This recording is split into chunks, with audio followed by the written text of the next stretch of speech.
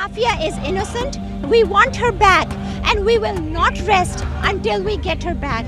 American state department ने on record ये बात कही है, उन्होंने कहा हमसे कभी भी पाकिस्तानी स्टेट ने ये इशू टेकअप किया ही नहीं. यानी इशू टेकअप किया वो ना माने वो एक अलग बात है.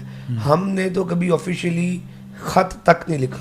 आफिया का केस जो है वो बहुत ही लीगल हवाले से आप देख लें तो उसकी सज़ा बनती ही नहीं है, वो बेगुनाह है. This is an extremely traumatized human being who needs human rights and needs help. Aafia Siddiqui साहिबा ने अपना एक ख्वाब सुनाया अपनी वालदा को.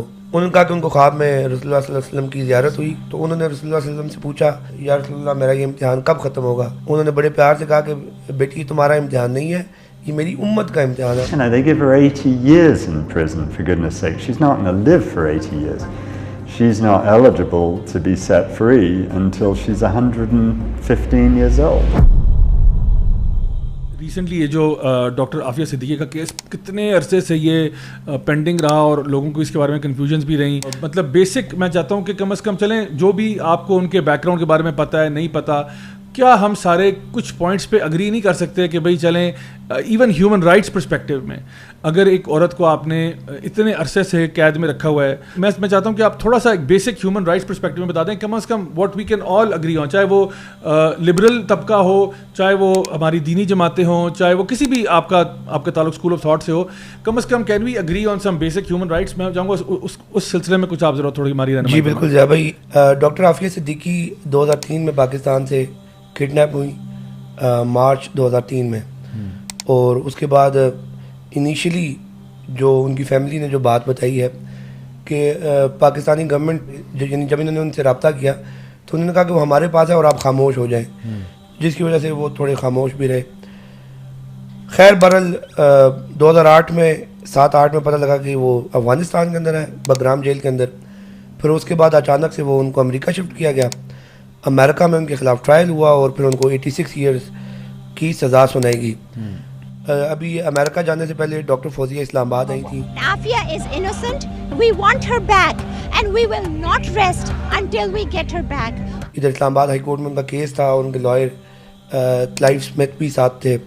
ये बात पता चल गई है कि डॉक्टर आफिया को पाकिस्तान लाने में कोई चीज़ रुकावट नहीं है. सिर्फ हिम्मत चाहिए, सिर्फ जज्बा चाहिए, सिर्फ मनसूबाबंद अंदाज से जदोजहद चाहिए. कोई कानूनी कोई सियासी रुकावट नहीं है, लेकिन गुज़िश्ता 20-22 साल से उसके लिए कोशिश नहीं की गई. इसी तरह सेनेटर मुश्ताक साहब भी उनके साथ गए हैं. तो बल्कि सेनेटर मुश्ताक के साथ हमने एक वीडियो भी रिकॉर्ड की, शायद बहुत सारे आपके व्यूवर्स ने देखी भी हो.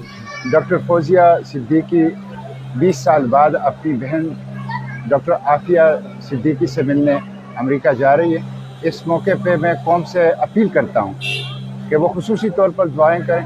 तो उसमें पहली बात तो ये है कि कहा जाता है कि ये न्यूक्लियर फिजिसिस्ट थी, शायद ये वो था. ऐसा नहीं है, उनकी चाइल्ड साइकोलॉजी से रिलेटेड PhD है. Dr. Afia Siddiqui is a Pakistani neurologist who studied in the United States and graduated from MIT in 1995. ना ही वो अमेरिकन सिटीजन थी, लेकिन यह है कि स्टडीज़ उनकी अमेरिका से थी. इसके अलावा कहा जाता है कि उनकी 2-3 शादियाँ थी और शायद उनके कुछ एक्स हस्बैंड्स किसी बैंड आउटफिट के साथ उनका ताल्लुक था. ये बात भी गलत है. उनकी एक ही शादी थी जिससे उनको डिवोर्स हो गई थी. फिर दूसरा जब भाई जो अफसोसनाक बात है कि जब ये किडनैप हुई, यहाँ से अरेस्ट हुई, मैं तो किडनैप कहूँगा क्योंकि जो ह्यूमन राइट्स की अगर बात की जाए तो जब भी आपको अरेस्ट किया जाता है तो बेसिक चीज़ ये होती है कि आपको किसी जुर्म के मुताबिक चार्जशीट किया जाता है. आपको कानून के दायरे के अंदर किसी ऐसी अथॉरिटी के पास प्रेजेंट किया जाता है, पुलिस हो गई, अदालत में पेश किया जाता है. इनको तो अदालत में पेश किया गया 2008 के बाद, वो भी पाकिस्तान के अंदर नहीं, अमेरिका में. How can a Pakistani citizen be brought from Pakistan to Afghanistan, get shot?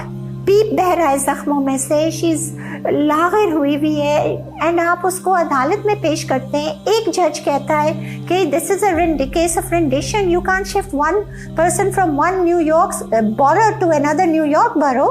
How can you cross 3 continents? इनको अभी जो डॉक्टर फौजिया गई हैं, कैन यू इमेजिन कि 20 साल बाद कोई फैमिली मेम्बर मिलने गया है 20 years after 20 years. Doctor Aafia Siddiqui سے ان کی بہن فوزیہ صدیقی نے ایک اور ملاقات کی ہے. فوزیہ صدیقی جیو نیوز سے خصوصی گفتگو میں اپنی بہن عافیہ صدیقی سے ملاقات کا احوال سناتے ہوئے رو پڑی. انہوں نے کہا کہ درمیان میں شیشے کی دیوار حائل تھی, بہن کا ہاتھ تھامنے کی بھی اجازت نہیں تھی. عافیہ کو والدہ کے انتقال کا بتانے کی ہمت ہی نہیں پڑی. اور اس دوران ان کی آج سے کوئی 10-12 سال پہلے ان کی والدہ سے فون پر بات ہوئی تھی, اور وہ بھی یعنی آپ امیجن کر سکتے ہیں کہ کس طرح کی ہوئی ہوگی بات. تو اور ابھی بھی جو ملاقات ہوئی ہے اس میں خبریں یہ آ رہی ہیں کہ they were not allowed to touch each other, بلکہ درمیان میں ایک بہت بڑا یعنی موٹا تھک گلاس تھا, اور وہ بھی جیسا ہوتا ہے نا جیسا فلموں میں دکھاتے ہیں فون کے اوپر بات کی جاتی ہے. اچھا, اس کے ستم بالائے ستم یہ کہ ان کی فیملی کو یہ بھی نہیں الاؤ کیا گیا کہ وہ ان کے بچوں کی تصویریں, یعنی ایک ماں نے 20 سال سے اس کو یہ نہیں پتا کہ اس کے بچے زندہ ہیں, مر گئے, کہاں ہیں, کیسے ہیں. تو انہوں نے ریکویسٹ کی کہ میرے بچوں کے بارے میں بتایا جائے. تو ان کی جو سسٹر ہیں ڈاکٹر فوزیہ, انہوں نے ان کو پکچرز دکھانے کی کوشش کی, تو انہوں نے پکچرز نہیں دکھانے دی. تو یعنی یہ اگر آپ ہیومن رائٹس کی بات کریں تو یہاں پہ تو بالکل بیسک جو ہیومن رائٹس ہیں وہ بھی نہیں دیے گئے. کس منہ سے میں کیا کہتی, لیکن اس کو گلے لگا کے اس کا کچھ غم, اس کی کچھ تکلیف تو اپنے سر لے سکتی تھی, لیکن انہوں نے نہیں اجازت دی. شیشے میں سے میں نے کوشش کی, بہت خوش آمد کی کہ بچوں کی تصویر تو دکھا دوں کہ وہ کتنے بڑے ہو گئے, 20 سال بیت گئے, جوان ہو گئے. انہوں نے نہیں دکھانے دی. جو ان کا کیس ہے پورا, ان کے اوپر جو چارج شیٹ امریکہ میں ہوا اس میں ان کے اوپر ٹیررزم کے چارجز نہیں ہیں. یہ بھی ایک بہت بڑی مسکنسیپشن ہے کہ یہ ان کے اوپر ٹیررزم کے چارجز ہیں. اگر ٹیررزم کے چارجز ہوتے تو کچھ نہ کچھ بات سمجھ آتی کہ یار چلو, اور پھر ہم بھی شاید کہتے کہ شاید واقعی کوئی نہ کوئی تعلق رہا ہو. ایسا کچھ بھی نہیں ہے. امریکہ نے خود جو ان کو چارج شیٹ کیا وہ اس بات پہ چارج شیٹ کیا, بگرام کے اندر جب یہ انہوں نے رکھا ہوا تھا افغانستان کا ایک صوبہ غزنی وہاں پر, تو وہاں پر ایک کرٹن کے پیچھے ان کو رکھا ہوا تھا, اور اس میں کیا ہوا کہ یہ وہاں سے اٹھتی ہیں. میرین کارپس کے 6 ٹرینڈ فوجی کامبیٹ میں ایکسپیرینس رکھتے ہیں, ان کو ایک کمزور سی خاتون وہ اٹھتی ہے, ان کو ٹیکل کرتی ہے, ان سے ویپن کھینچتی ہے اور ان کو شوٹ کرنے کی کوشش کرتی ہے, اور ان دا پروسیس خود اس کو بلٹ انجری ہو جاتی ہے. اور وہ مسجد کی دیوار تک نہیں پہنچی کہ شی سلمپڈ. اس حالت میں آپ سوچیں عافیہ وہاں پہ تھی جب وہ کہتے ہیں کہ اس حالت میں اس نے جو ہے ان کے لہیم شہیم لشکر منیر 6 فٹ والے جو ہیں سولجرز, ان سے گن چھین لی. اور اس بیس پر کہ جی انہوں نے ارادہ کیا تھا کہ یہ امریکن سولجرز کو یہ قتل کریں, اس بیس پر ان کو 86 ایئرس کی سزا سنائی گئی ہے امریکہ کے اندر. اس وقت یہ جیل کے اندر سزا اپنی کاٹ رہی ہے 86 ایئرس کی. اور سینیٹر مشتاق احمد نے بتایا کہ یہ اس جیل کا جو سب سے زیادہ سخت والا, جو بہت ہی زیادہ ہائی پروفائل کرمنلز کے لیے جو ڈیٹینشن ایریا ہوتا ہے, ان کو وہاں پر رکھا ہوا ہے. دیکھیں, پہلے جب میں جیل گیا تو ایک بہت ہی خوفناک جیل تھا, اور جب میں پہلے دروازے سے اندر گیا تو مجھے زنجیروں, بڑی بڑی چابیوں اور ہتھکڑیوں کی جھنکار وہ سنائی دی. 2 چھوٹے چھوٹے کمرے تھے جس کے درمیان میں ایک مربع میٹر کا ایک شیشہ لگا ہوا تھا دیوار میں, اور اس دیوار کے اس طرف ڈاکٹر عافیہ بیٹھی ہوئی تھی. اور اپنی ملاقات کے اندر بھی بار بار اس بات کا ذکر کرتی رہی. اور اس کے علاوہ جو اپیرنٹلی ان کی جو حالت تھی اس میں یہ تھا کہ ان کے جو سامنے والے دانت ہیں وہ نہیں تھے, وہ ختم ہو گئے, یعنی جو ان کے اوپر تشدد کیا گیا جیل کے اندر اس کے نتیجے میں. اس کے علاوہ ان کو ایک کہیں ہیڈ انجری ہوئی تھی جیل میں, جس کی وجہ سے ان کی جو سننے کی صلاحیت ہے وہ بھی کافی حد تک متاثر ہوئی ہے. ان کی اپیئرنس کیسی تھی؟ ان کی سامنے کے 4 دانت جو اوپر جبڑے کے 4 دانت ہیں وہ ٹوٹ چکے ہیں, اور وہ بھی تشدد سے ٹوٹ گئے ہیں. تشدد سے یعنی منہ میں مارا گیا انہیں؟ ہاں بالکل, وہ تو مارتے ہیں, یہاں تو بہت تشدد ہوتا ہے. یہ جو جس جیل کے اندر یہ ہے, یہ بدنام جیل ہیں. اس وقت بھی امریکن ایڈمنسٹریشن کا اس کی کئی انکوائریاں چل رہی ہے. اور اس کے علاوہ جو ظاہر سی بات ہے جو مینٹل ٹراما اور باقی ساری چیزیں, تو یہ ساری چیزیں ہیں ضیاء بھائی. اور اس میں یہ ہے کہ اب ایک بہت عرصے بعد ایک امید پیدا ہوئی ہے. 2 بندے وہ رہا ہو گئے گوانٹانامو سے, ایک 20 سال کے بعد سیف اللہ پراچا صاحب, اور دوسرا 21 سال کے بعد ربانی احمد ربانی صاحب. امریکی حراستی مرکز گوانتانامو سے پاکستانی قیدی کو رہا کر دیا گیا ہے.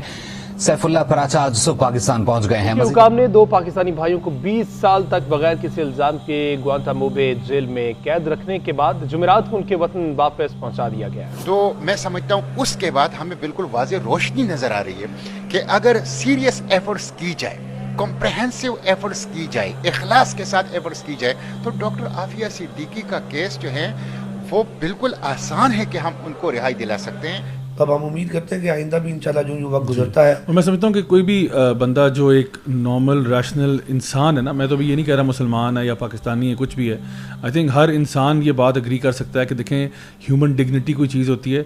अगर किसी के बारे में कोई आपको मसला भी है, लेट्स सपोज कि कुछ भी, हमें तो अभी अब केस की तहकीकात हैं, डिटेल्स जो भी हैं, एवरी ह्यूमन बीइंग डिजर्व्स कि उसका फेयर ट्रायल होना चाहिए। अगर उसकी सज़ा बनती है तो सज़ा दें, आप बाकायदा उसके ऊपर चार्जेस लगाएं। और ये केस बड़ी हैरानगी की बात है जया भाई, यानी आपको भी पता होगा, आपके व्यूअर्स भी सुन रहे हैं, ये केस ऐसा केस है कि मेरा ख्याल है शायद ही कोई बंदा हो पाकिस्तान में जिसको डॉक्टर आफिया सिद्दीकी के बारे में कुछ ना कुछ ना मालूम हो। सबको पता है वो मजलूम है, सबको पता है कि वो बेगुनाह है, और ये एक तरह से हमारे लिए ना एक कौमी गैरत का भी मसला है।